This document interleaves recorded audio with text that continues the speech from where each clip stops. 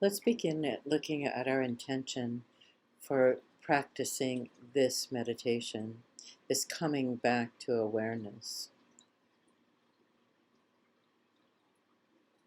We've seen that samsara is mind turned outwardly, while nirvana is mind turned inwardly. So we're exploring how it is to turn our mind inwardly and watch the mind itself. And how does this help our wish to become enlightened for the sake of all sentient beings?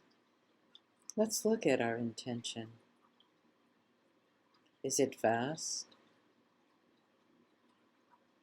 Is it wishing to be the embodiment of loving compassion? Is it the wish to help beings everywhere? And how does this practice of awareness help this aspiration of ours?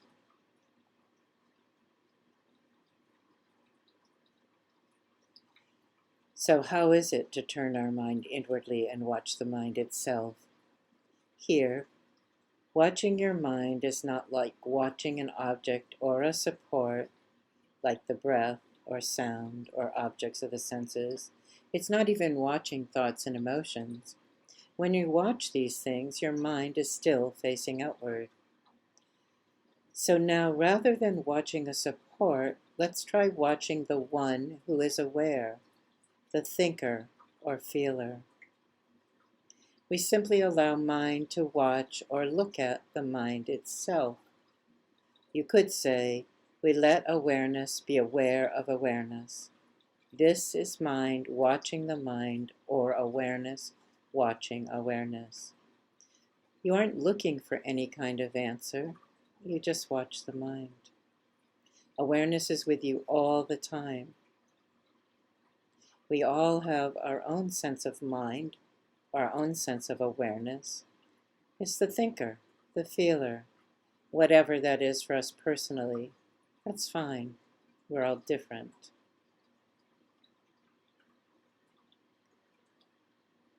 So this time, instead of being aware of breathing, let awareness become aware of awareness. It's a bit like when we place our awareness on the breath, though here we are watching our mind. We're present. We're not focusing on anything in particular, but we're simply aware that we are aware. Or I am simply aware that I am aware. So we just watch for a few seconds, and then we rest our mind, open and aware. So watch,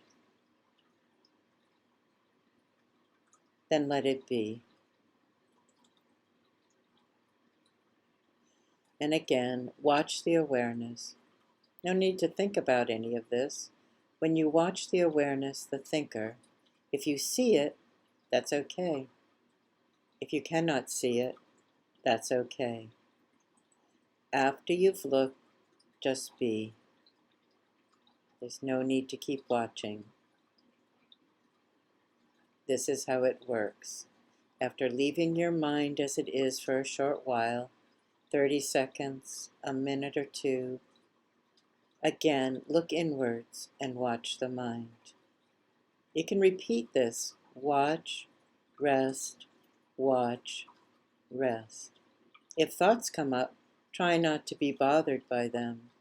They come and go through your awareness, like clouds in the sky. So let's try it now.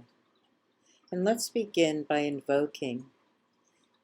Let's invoke enlightened beings who have walked the path and know the way. And let's ask them to help us in our practice.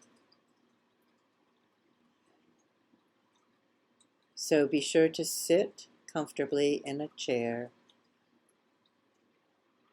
or on a cushion with our backs straight and the rest of our body relaxed, eyes gently gazing and mouth slightly open. Breathing naturally. Relax the mind at ease. not controlling in any way. Now, look inwardly. Mind looks at the mind. Awareness looking at awareness. You don't have to ask a particular question. Just look at the mind. Watch. Look inwards.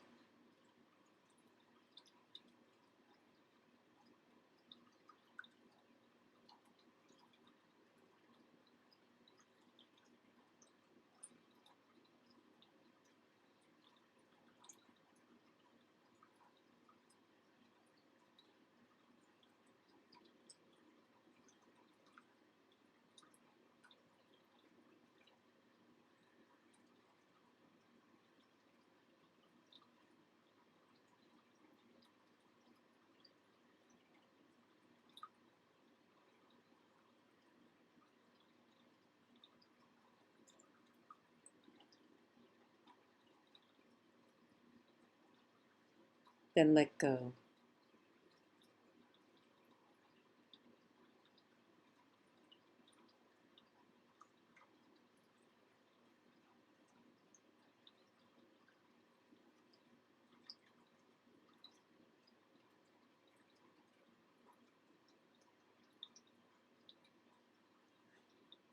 If thoughts come up and you're starting to get lost a little bit in them, don't be bothered by them.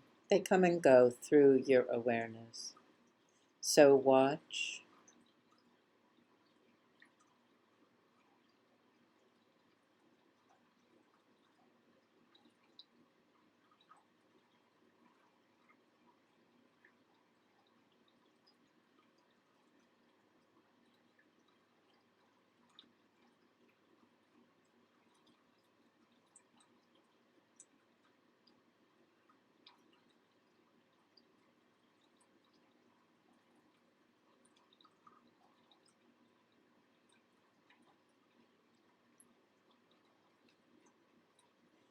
Then drop it and rest.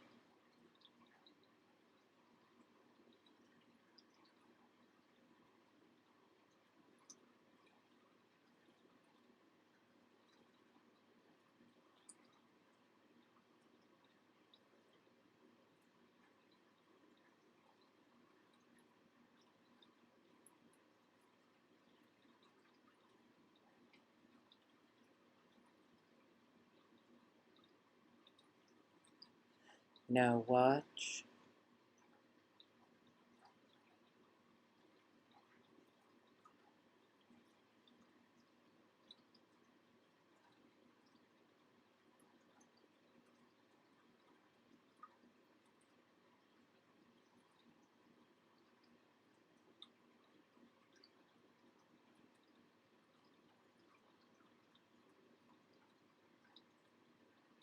And rest.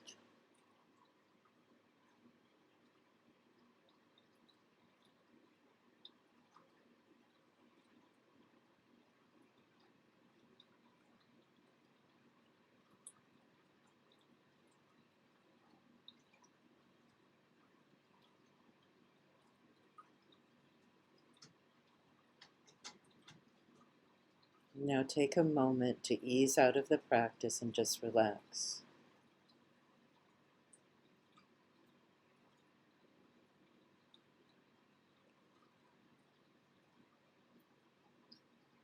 How did it go? Just notice how it went. Maybe you were distracted, maybe you were present. However it was, that's okay. So just a few more points about leaving the mind as it is unaltered. The main thing about leaving your mind unaltered, or machupa, when you leave your mind naturally, in its own nature, without any contriving, without any manipulation, it finds its true nature. And gradually all the unnaturalness of mind will dissolve. Imagine you can become able to simply leave your mind. Imagine you can become able to simply leave your mind. To be more present, less distracted, more awake, spacious, open, and carefree. Your mind is confident in knowing its own nature. You know awareness. It's always unchanging. Even though everything else is always shifting, we can trust this awareness. So Rinpoche explained, knowing how to leave your mind makes you the master of your mind and grants you stability and power. Because if you do know, then thoughts and emotions don't bother or confuse us too much.